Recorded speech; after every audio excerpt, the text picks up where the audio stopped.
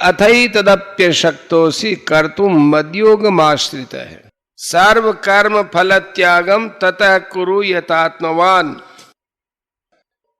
अगर मेरे योग माने समता के आश्रित हुआ तो इस पूर्व श्लोक में कहे गए साधन को भी करने में अपने को असमर्थ पाता है, तो मन इंद्रियों को वश में करके संपूर्ण कर्मों के फल की इच्छा का त्याग कर। व्याख्या। अथई तदप्यशक्तोसि कर्तुम मद्योगमाश्रित है।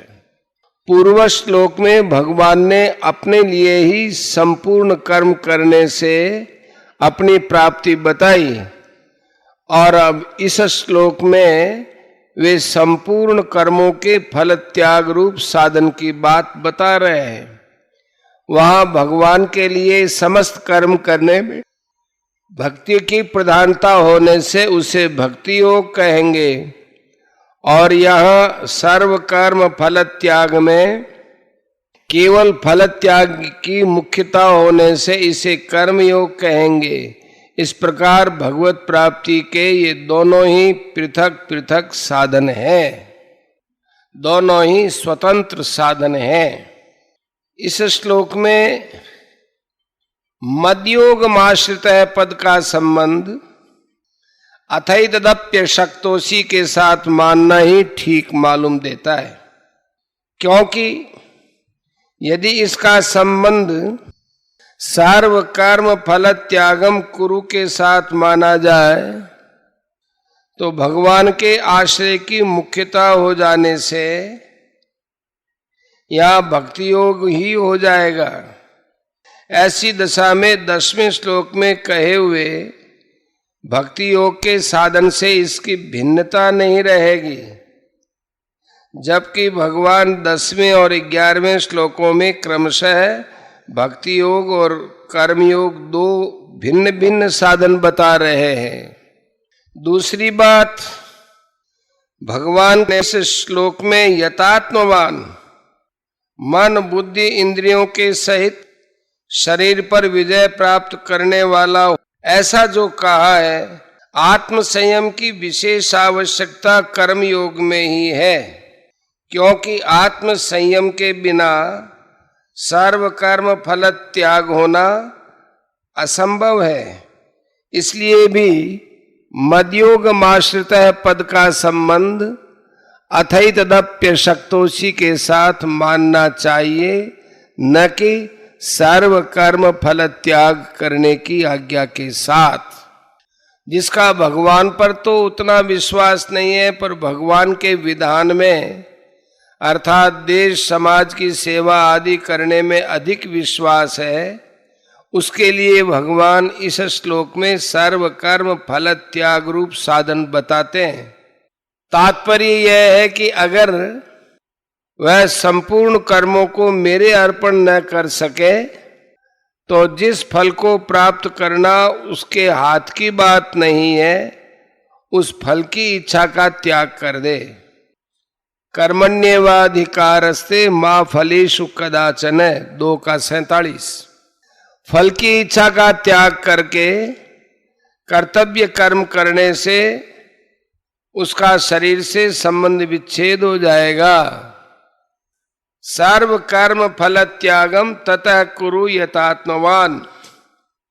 कर्म योग के साधन में स्वाभाविक ही कर्मों का विस्तार होता है, क्योंकि योग की प्राप्ति में अनासक्त भाव से कर्म करना ही हेतु कहा गया है। 6 अध्याय का 3रा श्लोक। इससे कर्मों में फलासक्ति होने के कारण बंधने का भय रहता है। अतः यतात्मवान पद से भगवान कर्म फल त्याग के साधन में मन इंद्रियों आदि के संयम की आवश्यकता बताते हैं।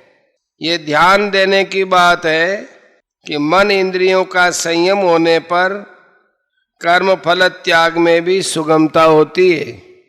अगर साधक मन बुद्धि इंद्रियों आदि का संयम नहीं करता तो स्वाभाविक ही उसके मन द्वारा विषयों का चिंतन होगा और उसकी इन विषयों में आसक्ति होगी।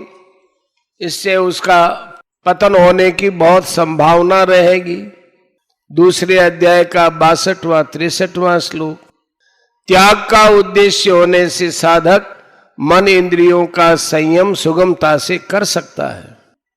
यहां सर्व कर्म पद यज्ञ दान तप सेवा और वर्णाश्रम के अनुसार जीविका तथा शरीर निर्वाह के लिए किए जाने वाले शास्त्र विहित संपूर्ण कर्मों का वाचक है।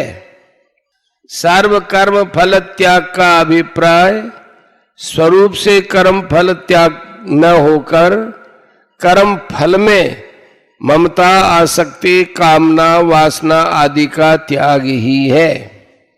कर्म फल त्याग के साधन में कर्मों का स्वरूप से त्याग करने की बात कहीं नहीं कही गई है, क्योंकि कर्म करना तो जरूरी है।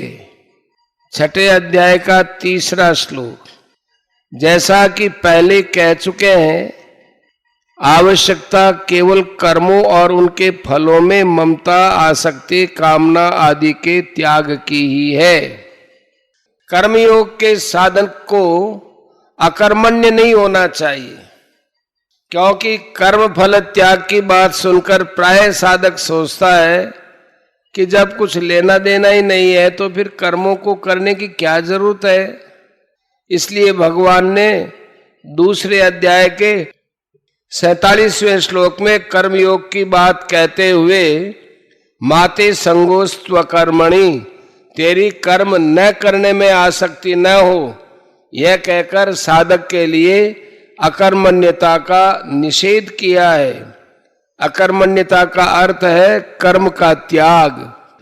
18वें अध्याय के 9वें श्लोक में भगवान ने सात्विक त्याग के लक्षण बताते हुए कर्मों में फलासक्ति के त्याग को ही सात्विक त्याग कहा है, न कि स्वरूप से कर्मों के त्याग को। फलासक्ति का त्याग करके क्रियाओं को करते रहने से क्रियाओं को करने का वेग शांत हो जाता है और पुरानी आसक्ति मिट जाती है। फल की इच्छा न रहने से कर्मों से सर्वथा संबंध विच्छेद हो जाता है और नई आसक्ति पैदा नहीं होती। फिर साधक कृतकृत्य हो जाता है। पदार्थों में राग आसक्ति कामना ममता फलेच्छा आदि ही क्रियाओं का वेग पैदा करने वाली हैं। इनके रहते हुए हठपूर्वक क्रियाओं का त्याग करने पर भी क्रियाओं का वेग शांत नहीं होता। राग द्वेष रहने के कारण साधक की प्रकृति पुनः उसे कर्मों में लगा देती है। अतः राग द्वेष आदि का त्याग करके निष्काम भाव पूर्वक कर्तव्य कर्म करने से ही क्रियाओं का वेग शांत होता है। जिन साधकों की सगुण साकार भगवान में स्वाभाविक श्रद्धा और भक्ति नहीं है, प्रत्युत व्यावहारिक और लोक हित के कार्य करने में ही अधिक श्रद्धा और रुचि है, ऐसे साधकों के लिए यह साधन बहुत उपयोगी है।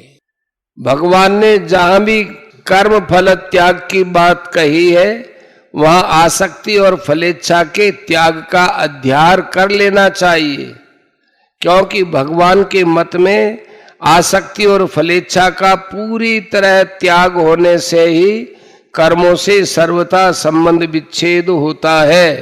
18वें अध्याय का 6ठा श्लोक। संपूर्ण कर्मों के फल का त्याग अर्थात फल की इच्छा का त्याग भगवत प्राप्ति का स्वतंत्र साधन है।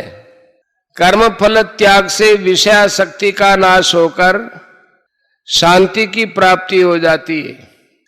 उस शांति का उपभोग न करने से अर्थात उसमें सुख बुद्धि करके उसमें न अटकने से वह शांति परम तत्व का बोध कराकर उससे अभिन्न करा देती है। 11वें अध्याय के 55वें श्लोक में भगवान ने साधक भक्त के 5 लक्षणों में एक लक्षण संग वर्जित है, आसक्ति से रहित बताया था। इस श्लोक में भगवान संपूर्ण कर्मों के फल त्याग की बात कहते हैं, जो संसार की आसक्ति के सर्वथा त्याग से ही संभव है।